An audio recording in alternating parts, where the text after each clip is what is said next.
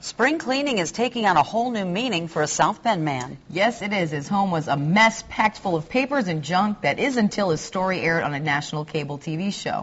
Tricia Sloma takes a closer look at hoarding and how one man's story just might motivate you to get rid of the clutter in your life.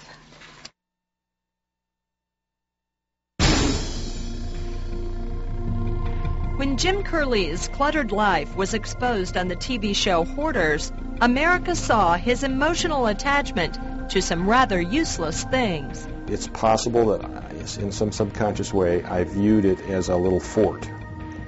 That if I just stay here and kind of hunker down and don't move, maybe everything will work out all right. When it takes over your life,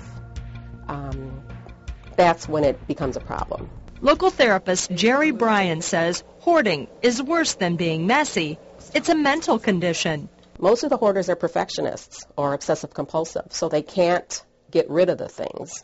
While cases like Jim's are extreme, Bryan says many of us are guilty of holding on to too much stuff. It may be emails or stuff in your purse, junk in your spare bedroom or garage. There comes a point when it's a problem. You have a two-car garage, but the cars are outside. It's when it affects your quality of life. You can't have people over because there's no place to sit. The kids don't come over for Christmas or Thanksgiving anymore because the dining room table is covered.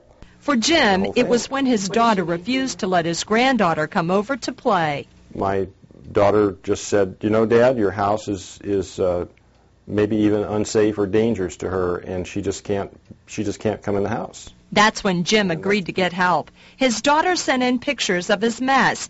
Soon after his home was selected, the TV team got right to work. I don't see messes. I see, how can I fix this? Wendy Taddeucci is a professional organizer who was part of the team. And you're going to make decisions. She continues to help Jim get his life clutter-free. Well, your home should be your haven and, you know, your place to get away from it all and to walk in the door and donate. She says the best advice to avoid hoarding? Kind of stop it before it starts. When you're shopping and you bring a sweater home, for example, you put that sweater in the wardrobe, you take one out. It's the one in, one out rule.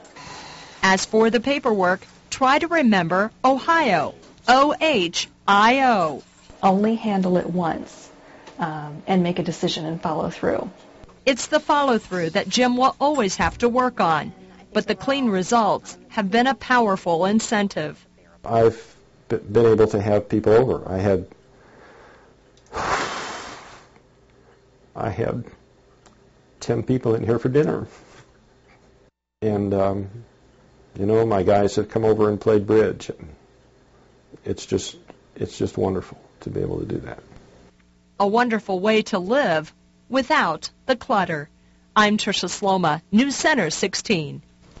Since hoarding is a mental condition, people often get help with therapy, medication, and a strong support system. Now, if you need to tackle a big cleaning project, here's another tip from Wendy. Start with one room or space and clean it completely. If you only work on it a little, it's easy to get overwhelmed or distracted. And for more tips, go to our website, WNDU.com, and click on the big red bar.